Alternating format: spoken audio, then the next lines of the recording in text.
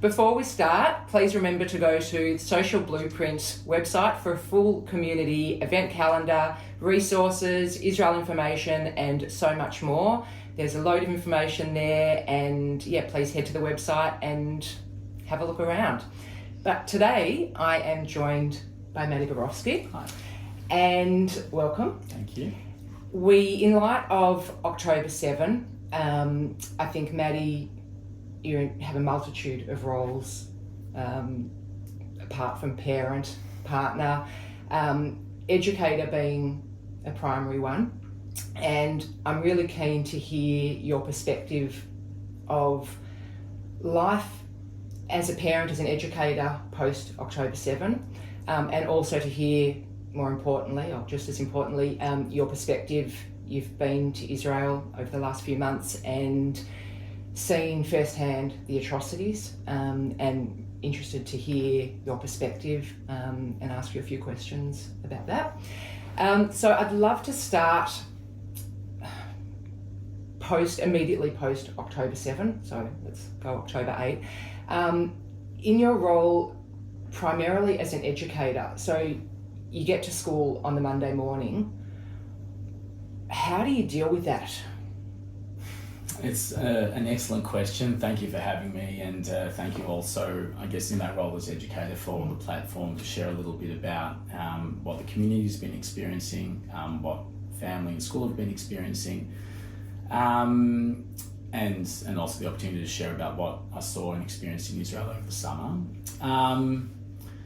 It's an excellent question. I think obviously in the immediate aftermath, everyone was reeling. I remember we were at Simchat Torah, we had a Scopus minyan, and there were kind of rumours that just started to come out. Yeah. And we said right before we did our Simchat Torah dancing, we paused and we said, we've heard terrible news from Israel. It's looking like, I'm getting goosebumps just from I'm the same. I was just thinking the same. 30 or 40 people have been murdered, and this is awful and terrible, and we recited Tehillim, and what we said at the time was, there are people out there who are obviously against Jewish life, against Jewish way of life, and there'll be nothing that would upset them more than, a bunch of engaged, passionate Jews dancing with the Torah, and so that's what we're going to do. Yeah. And that's what we knew then, and obviously in light of what we know now, again, the numbers are staggering. The scope of the event is incomprehensible, and we're still trying to get our heads around it. Yeah. I think at school there were a few messages. I think the messages were, as I recall them, that we're in the midst of a crisis. We're grappling with something that we never thought we'd have to, and really that's unprecedented in its magnitude and scope. At least since the Yom Kippur War, if not since the founding of the state. Yeah. That behooves all of us to be connected. And I think also that there was everything was very organic. There were, we could say we're facilitating prayers, but students were looking for something to do. They wanted to raise money. They wanted to be active. They wanted to learn more. We had our beautiful Mount Scopus student Friday night minyan joined by 150 graduates on a special tefillah because they just wanted to come and be connected. And so I think the message at school was obviously a resolute support for Israel, an unequivocal support for Israel for all members of staff, and also, I guess, showing our pride and our strength to the community and to the students as well, and staff. Was there a sense of, and I'll touch on this afterwards, but was there a sense of fear that you sensed amongst the students, and probably with the teachers as well and staff? Look, I think there's definitely fear, not for us as a community, but fear for Israel and fear for family and friends in Israel. There was also a lot of emotional support that was offered and psychological support offered, particularly to our Israeli staff, but also to family members as well.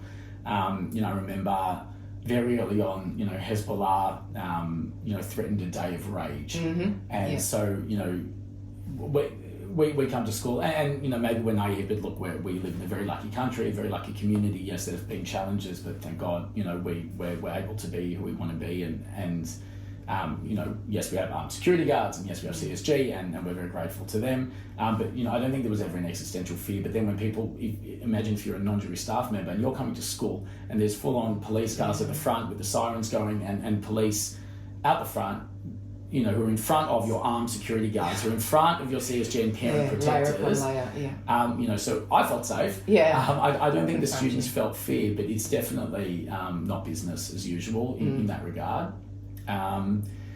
And by the way, I think the message is now, I don't know if I'm jumping the gun, but the message definitely has evolved. We're 4 months in. Yes. And the message this year has been that business is not as usual, but we have to get on with our business. And we acknowledge Israel at every opportunity. There's still lots of activism, lots of prayers, lots of thoughts, lots of learning and lots of focus.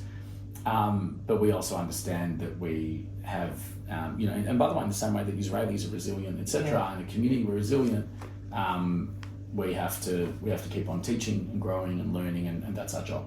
Yeah, because I think that's a difficulty for everybody, that reconciling the guilt almost of getting on with normal life and going back to business as usual in a sense, and reconciling that with, well, hold on a minute, there is still so much pain and devastation happening in Israel, and not wanting to be absorbed by that all day, every day, because you do have to get on with life. Absolutely. But that guilt and reconciling the two.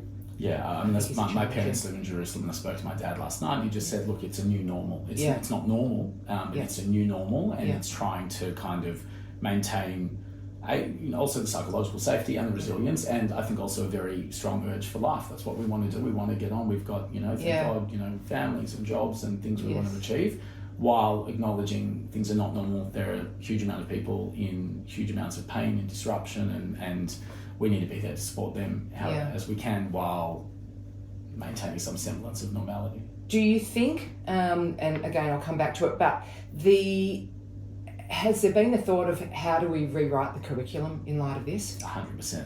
Yeah. So we've already done some really big deep dives. We've actually kind of taken an afternoon off and looked at our Israel focused Zionist camps. Yes. We're going to be looking at our Israel curriculum. There's also in the works a trip to Israel for senior Jewish educators from Jewish schools around Australia. That's in the works. I don't know how much of the details are around at the moment, but with that intent, how do we run an Ulpan or a Year 10 Israel program for any Jewish day school?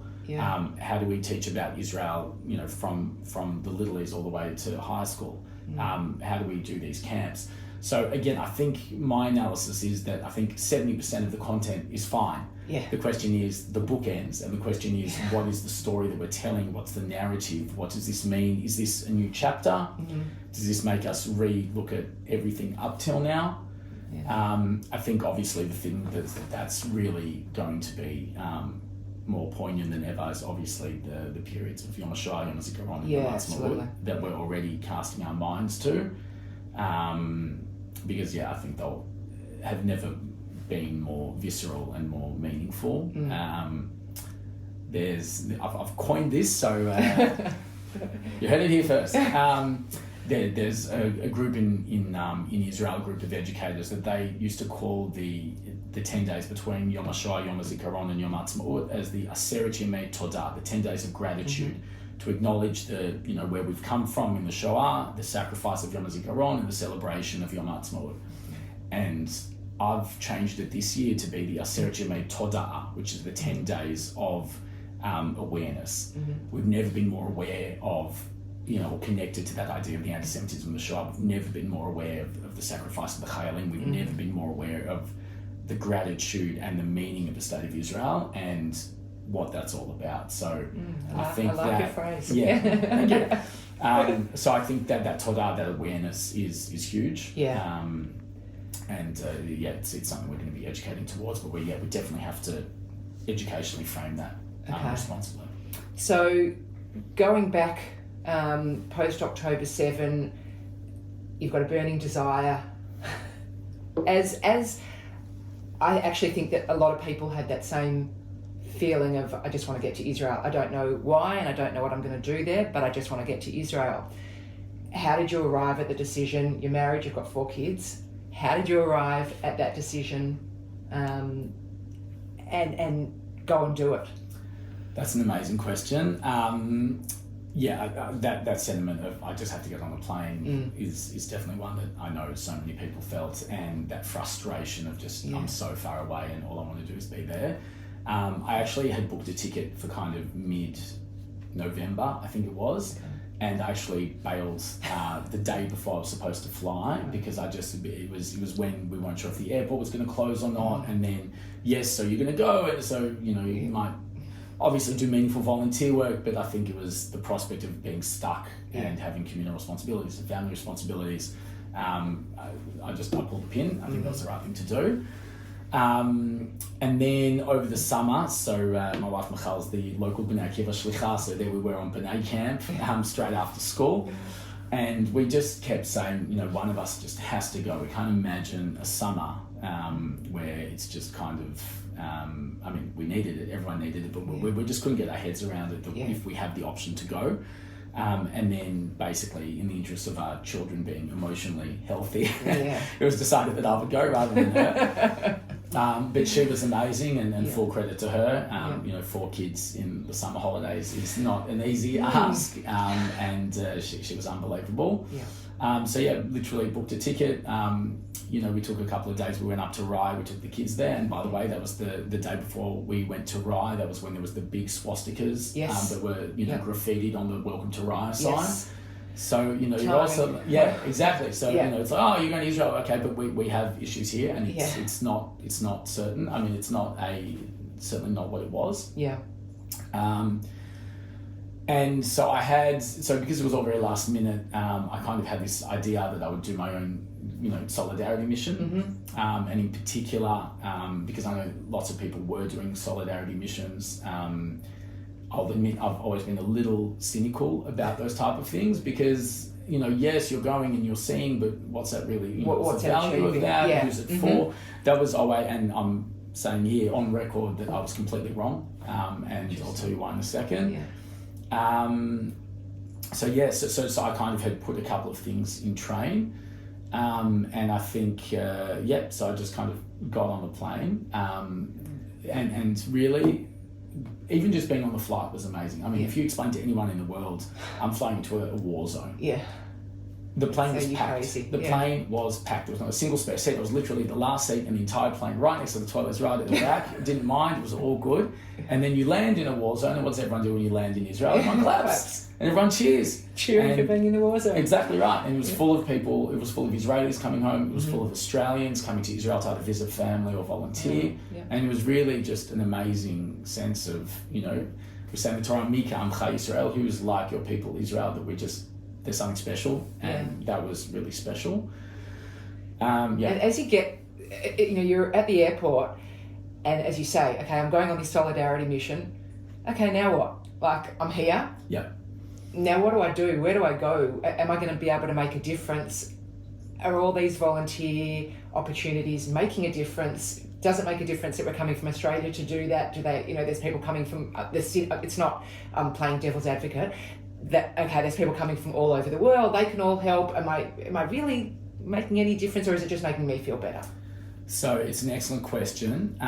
As I was on the plane, or right before, I think it was on one of the layovers, whatever, on the way there, I opened up Facebook, and a friend of mine who'd made Aliyah many years ago from Sydney had reposted something that someone wrote, and he was a former South African who now lives in Israel, and he was writing to all his South African community, and he said like this. He said, we are exhausted. We're emotionally exhausted. We're physically exhausted. Our sons, brothers, whoever, cousins are all in the army. We're on the home front. We've made the sandwiches, and we've volunteered, and we've cooked for the Millennium families, and we've sent our kids to play with the displaced families, their children. Just come.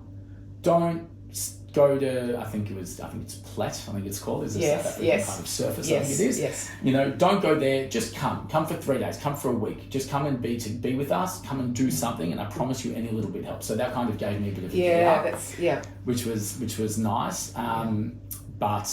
So there are a million volunteer opportunities.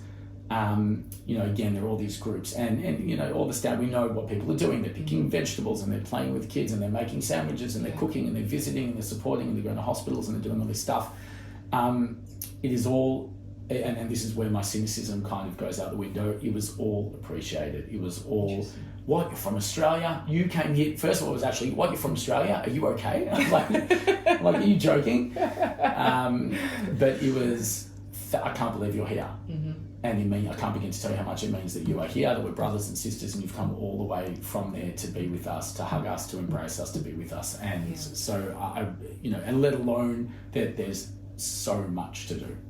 Yes, people are exhausted, but people are doing stuff all the time. Yeah. My mum organises a group of like 50 women that every week, there's huge piles of table full of food, and they give to the middle-wing families and people whose businesses have closed and all this other stuff. So there really is a sense of the civilian front being enlisted in that regard, and everyone helping each other. And the more help from anyone, the merrier. And it's meaningful and appreciated. I also wanted to ask you about members of the Melbourne community or Australian broader community who have either made Aliyah or and are now serving in the army there, or are living in Israel and helping support what's going on there. Did you come across any of those people? Absolutely, yeah. So that was also part of, I guess, my motivation to go. Was really just to express to all those people, either members of our community, former members of our school who've made Aliyah, they live in Israel, they're Israeli citizens, some who've even been called up as part of their reserve service, to just really share, our love and our support. It's a difficult time for everyone, people who have been away from home, people who have undergone, significant trauma and challenge, but nevertheless, everyone that I met and was able to kind of share some love towards were just, very appreciative, but also just so resilient. They're in Israel, they're there to stay, and they're all contributing to the country in the way that they can. And, I felt very humbled to, they're my former students, some of them, or just members from the community, and they've made pretty significant decisions, and it meant a lot for us for me to support them. And, I think in this case, the student became the teacher, and a lesson in values and ideology and resilience. And I think that's really important that they know how proud we are and appreciative that we are as members of the Jewish community in Australia, how appreciative we are that they have made that choice and that they're actually doing something, not that we're all trying to do something, but that they're actually physically there and showing their support in whatever way they are. So I think that's actually really important. The sense, and I guess this opens a bigger question. You visited some of the areas that were directly affected on October 7. How did you facilitate that? And tell me a little bit about that. So I landed at 6 a.m. And I arranged for my dad to pick me up, take me to Jerusalem. I was on a kind of a group by 8 a.m. and by 10 a.m. we were at Kibbutz Be'eri.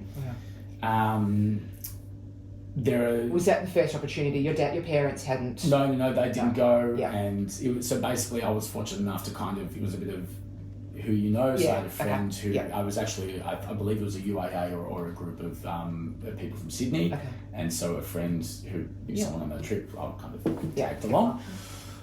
So it was a bit of me creating my own little thing, but they're obviously organised missions. Yeah. And so one of the stories, and I'm still yet to verify this, I said I'd do it before this, but I still haven't checked it, but this is the story that we were told, that when Elon Musk came to Israel shortly after October 7, Bibi took him down to, I think, Be'eri or Kfar Aza, or to view the kibbutzim, and the members of the kibbutzim, I think, didn't appreciate it because they kind of said, thanks Bibi, nice to see you, because up to that point he actually hadn't been down there. So each kibbutz at that point made a decision about who they were going to let in and why and under what circumstances.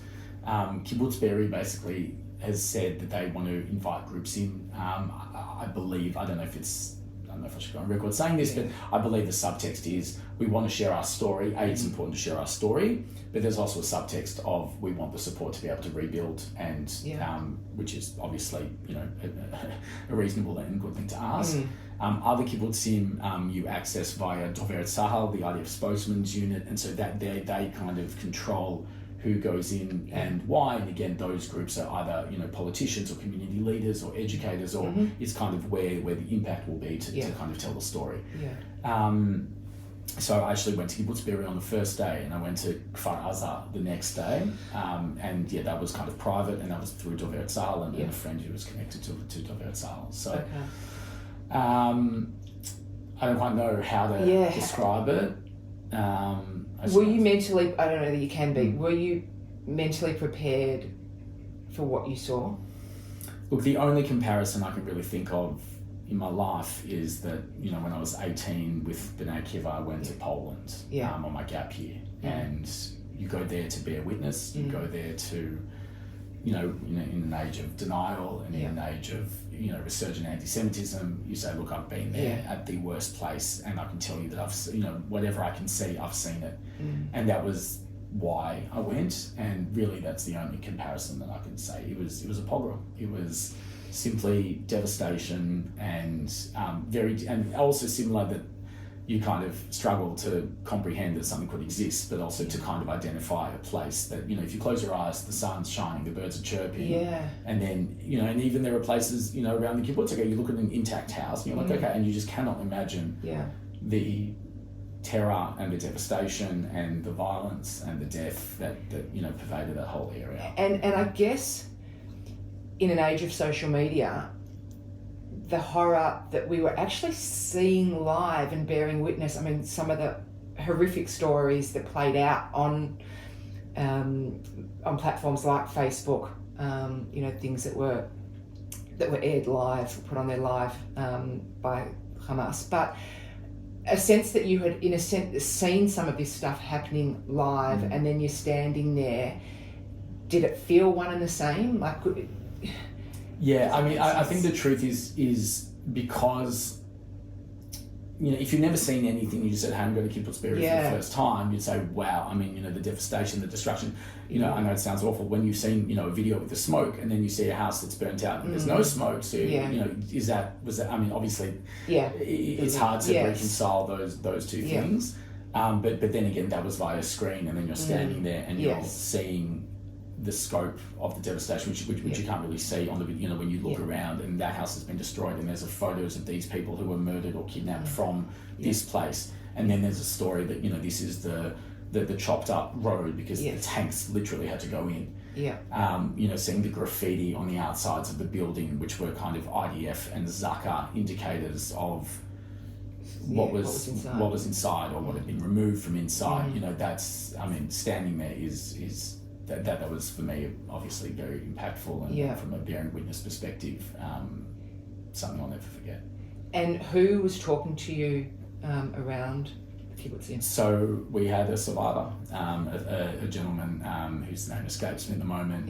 He basically told us his story of the day. He told the story about both his in-laws who'd been murdered. He took us to the home of his father-in-law's brother, and there was a sign, and so a lot of the families have started to put up kind of big posters on the homes to basically say, you know, these were people, and this was their names, and this is what they looked like, and this is what happened to them. So there were two members of the family who, it says, they were removed from their home and held hostage for 50 days, and they'd actually come back in the prison exchange, in the hostage release. And then, still get goosebumps about this story. He basically, there's a sign of the father-in-law's brother, and it says, this Ilan Weiss was his name, Ilan has been missing. And later that afternoon, we went to Ra'im, the site of the Nova Festival, and there we just bumped into a gentleman who was the head of Zaka, of all of Southern Command.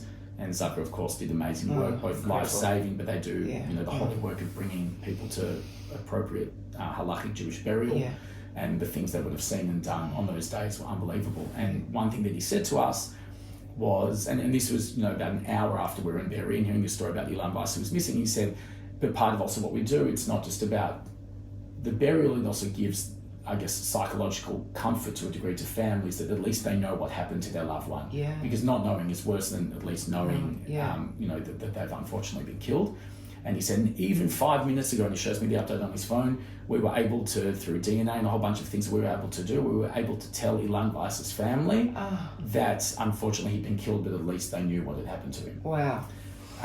So, it's one of these only Israel experiences. Yes.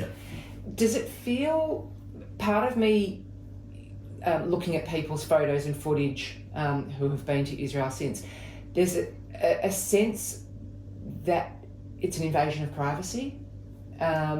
Particularly early on, I don't know if it was 60 Minutes, I can't remember, one of the news shows did a bit of a reenactment, and with a survivor, I think through Barry, I can't remember. I think I know what you're talking about, yeah. But I remember thinking, you're walking through somebody's house, you're stepping over their possessions, there's fresh blood.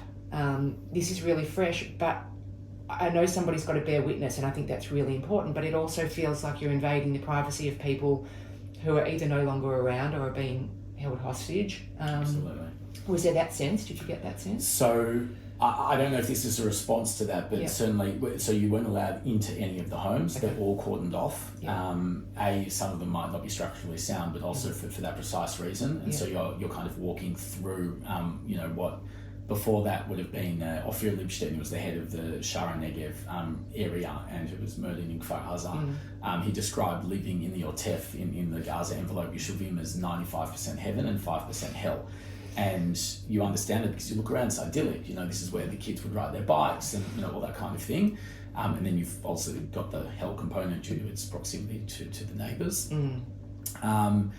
And so, you're walking through these beautiful grass areas, so that there wasn't really a sense of invasion of privacy because you were kept in the public areas. Also in Kfar Aza, everything is cordoned off, you can't go into the homes. But there was, just apropos that question, there's one family, so there was the youth kind of accommodation for, it was called the Shchunat HaNoar, the suburb of the young people, which was closest to the fence of Kfar Aza. And from that, I think from all the people there were, very few people who weren't murdered or taken hostage.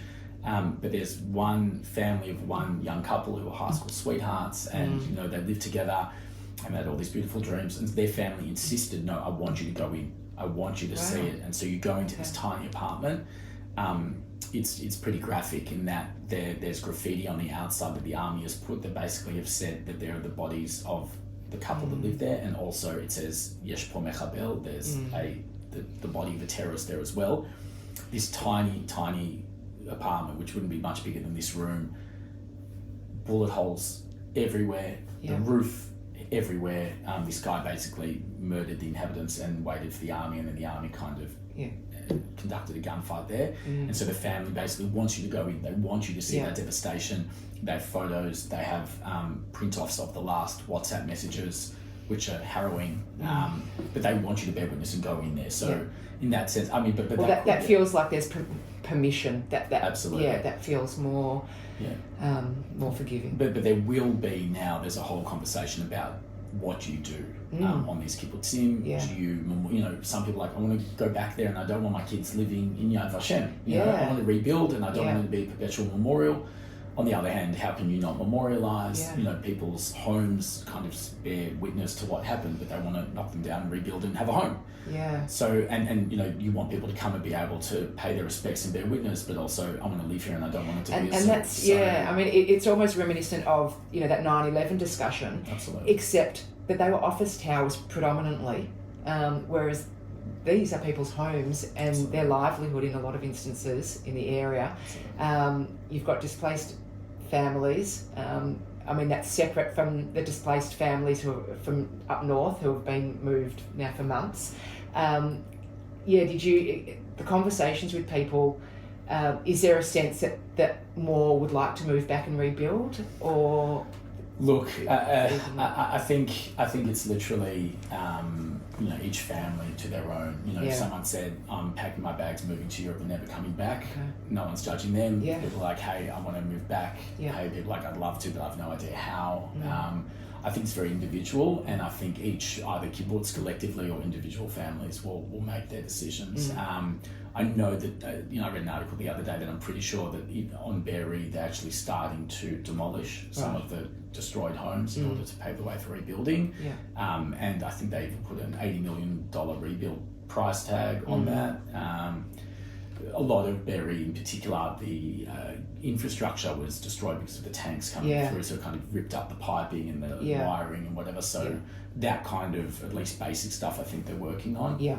But in terms of where it all goes, I think it's a really interesting question. And going to the side of the music festival, is it a sense now of, and I know there is a memorial of sorts set up, but does it just feel like an open space now?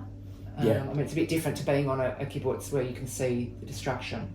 It really is. I mean, I compared it at the time to, again, these are the Holocaust comparisons, but if you go to the site of Treblinka was deliberately destroyed, and all that's really left there is a bunch of monuments and a forest. Yeah. And so you go there, and if you didn't know what had transpired there, you would have said, okay, there's just a clearing in a forest. Yes. Yes, there's the Makeshift Memorial, which one thing that upsets me is that it's got these beautiful faces of these young people, but it doesn't actually have their names. And so some of them do, because again, it was makeshift, each family. I don't actually know who put it together. Yeah. But that's the one thing, because you see these, beaming faces full of life and joy, and you wish you could put a name. I was going to say they should have names to them. Exactly right. So some do, but a lot don't. It's. I think that site, I believe, will become kind of, not in the tourist, not in a bad way, but in a kind of a staple of when you go to Israel, you go to the Kotel, you go to Masada, you go to Yad Vashem, you go to Har Herzl, and you'll go to Reim, and you'll go to the site of the Nova Festival. So there isn't much there. Groups are starting to come and either light a candle or say a prayer, whatever it is, or just to be there. I think kind of.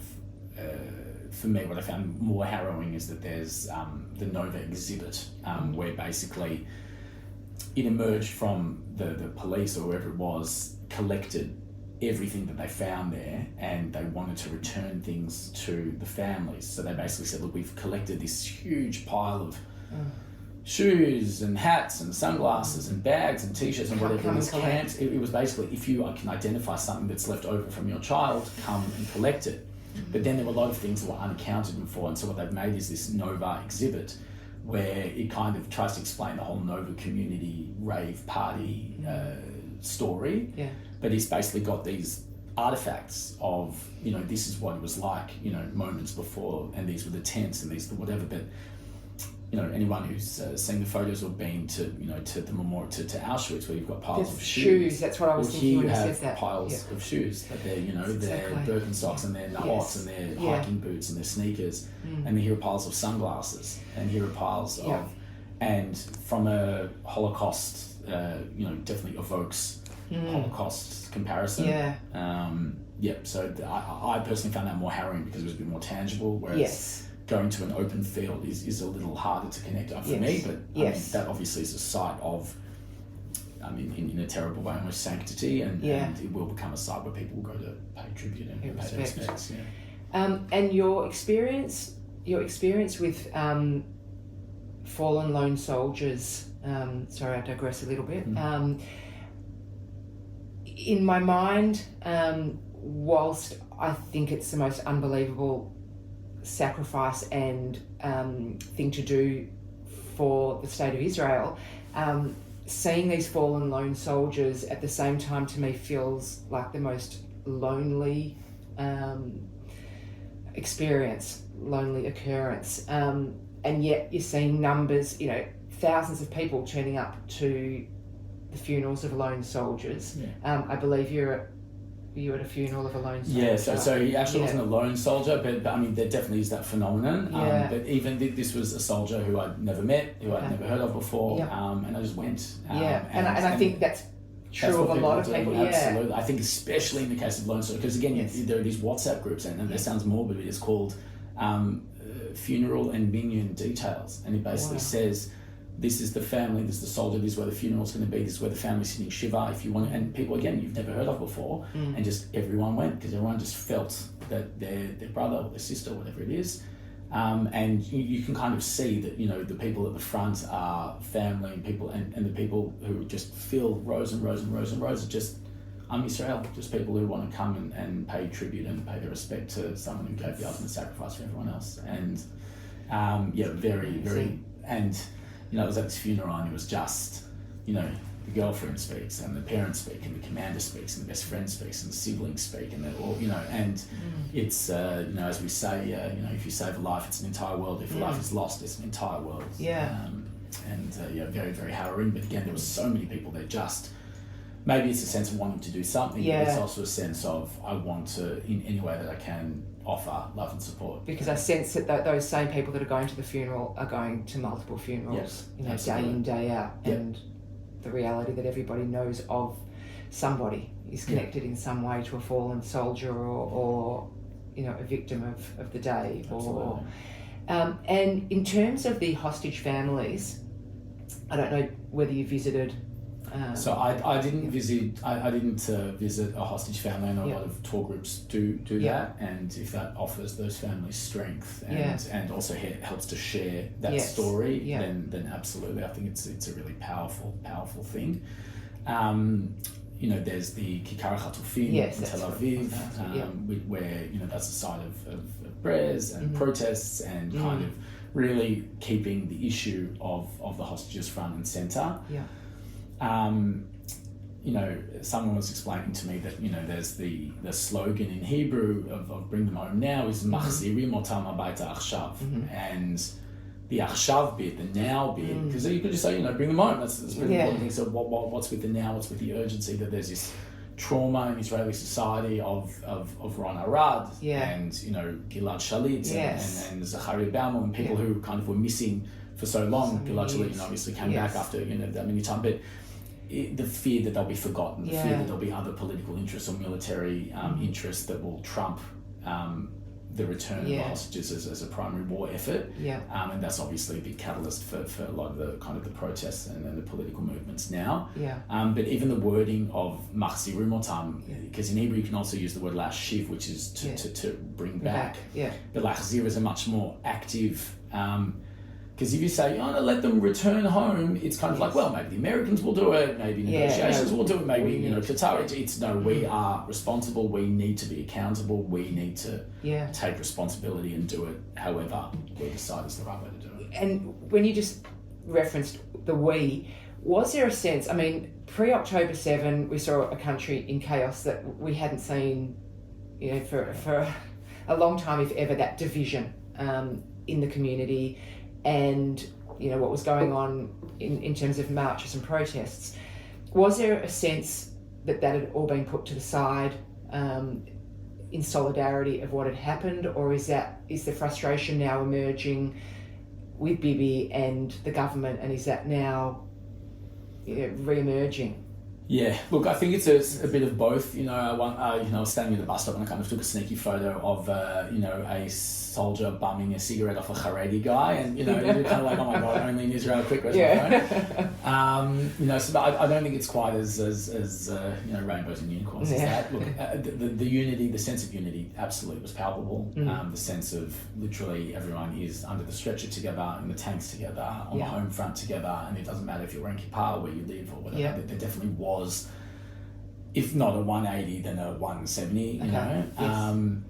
I think there is that concern that did this just paper over these issues, and maybe there's a few cracks. Now, for example, the issue of Giyus Haredim, the enlistment of the ultra-Orthodox community is becoming kind of a friction point. And obviously this big question about how do you achieve the both important but at some point potentially mutually exclusive war goals of defeating Hamas and returning the hostages, and actually that issue, a lot of analysts are saying, has to do with time. In other words, the army has time, we'll do whatever we need to do. The hostages don't have time. And so how do you achieve both those things?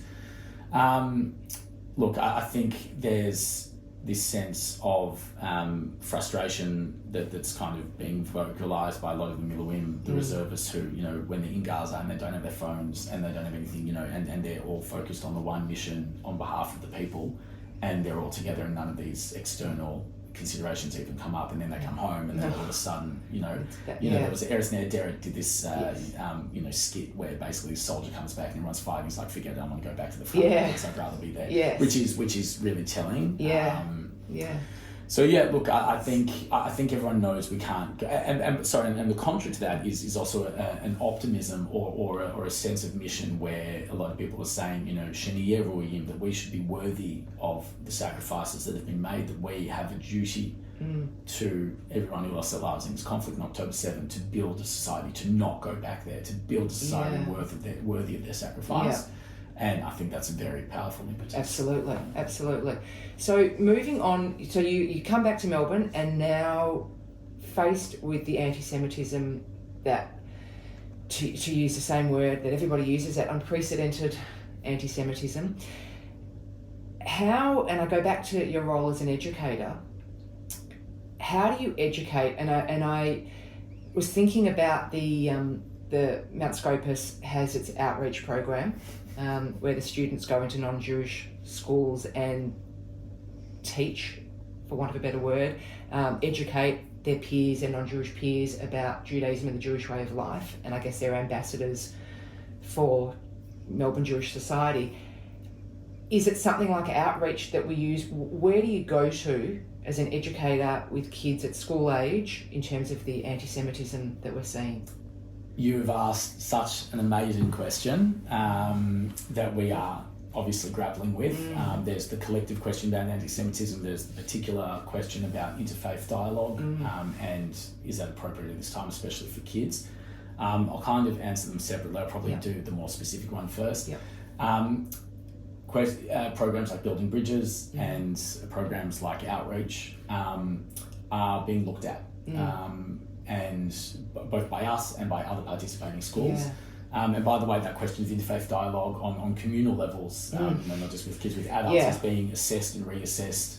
There's some people, one argument is there's nothing constructive that can be achieved right now. Tensions are too raw. People just, are dealing with their own emotional and the toll on their own communities. So now it's not necessarily the time people just don't have bandwidth for that kind of conversation or even the safety necessarily to have a conversation. The other flip side is now more than ever is the time, where we're in Australia, we're not in Israel, we're focused on faith community building as opposed to politics community building, and we should be focusing on that which unites us as opposed to that which divides us. And once we can find some common ground as human beings, then we can start looking at religion, which is also kind of pretty parav and pretty, we could probably find consensus on in a limited way. I guess it's that question of how do you acknowledge the elephant in the room? Do you try and put the elephant outside the room? Do you just say, look, the elephant is too big to ignore? So there's no those kind of conversations are taking place amongst the Jewish day schools, are taking place on community levels. And I think at some point there'll be a dialogue with other communities to see if there's anyone to talk to and what they're feeling as well.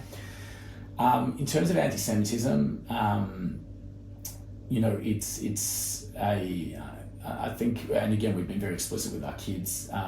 Again, I feel very blessed to be in Melbourne. Yes, it's unprecedented. Yes, I think what we're all feeling is that there's an atmosphere of anti-Semitism. We're not Paris where you can't go out on the street identifiably. On the other hand, would I wear a kippah walking down, Swanson Street or whatever it is when there's a rally? I don't think I would. And I wouldn't advise my students to. And again, that's something you never would have... No, and I don't know if that's a sense of fear or just being sensible, right? Common sense versus versus fear. Exactly right. And so I think the main message, especially for our whole community, is in some degree is alert but not alarmed. In other words, there's no point going out to various communities antagonising anyone and being stupid and irresponsible.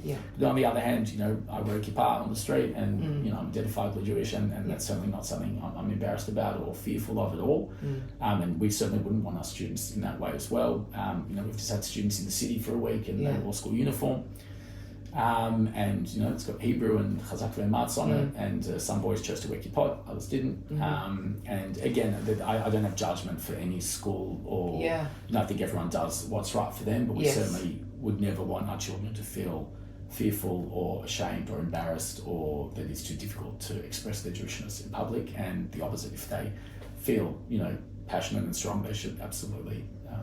I mean, I agree with you that it's fueled with emotion, Absolutely. and there's a fine line between educating to be ambassadors and spokespeople for the Jewish community and that becoming too emotional and having a negative implication, a negative effect. Thinking of the sporting field and inter-school sports. Absolutely.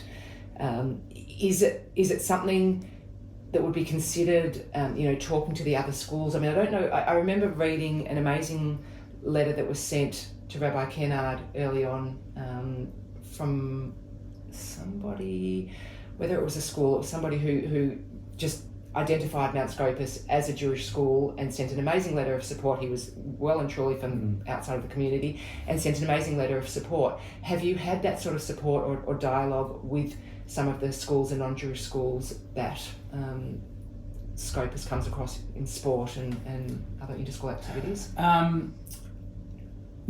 I personally haven't. I'm not sure if that happens. Look, I think it's what our community is experiencing vis-a-vis lots of other non-Jewish communities. Some people or communities have expressed vocal support. Yeah. Some, unfortunately, you hear pretty awful things from, and others you don't hear anything from, and it's hard to know what to do with that. Part of our messaging this year to our students really is, and to everyone, to our whole community, is really, now more than ever is a time to be standing up for Israel. Now more than ever is a time to be proud of our Jewish identity and meaningfully engaged. Now more than ever is to come together as a community. So, we are proud of who we are, and our whole community should be. And, if we come across people who are either ignorant or because again, I don't know that so many people even know what they're saying. No, it's ignorance. Then that's actually an opportunity. It's an opportunity to talk. It's an opportunity to, if it's not coming from a place of real, hatred or violence or anything like that, if it's out of ignorance, then there's definitely what to talk about. And again, we shouldn't be shying away from those conversations in the right time, in the right context, with the right people. Thank you. I'm going to wind it up there because I could talk forever asking you more questions, but I think that you've ended on a really important note and an important place where we do live in an amazing Jewish community, and we need to be proud of that, and we need to do what we can to support each other and to educate. So thank you so much. Thank you for your time. Thank you for your time and for sharing your experiences and your stories, and good luck with rewriting the curriculum and thank you, and moving forward. Thank you very much.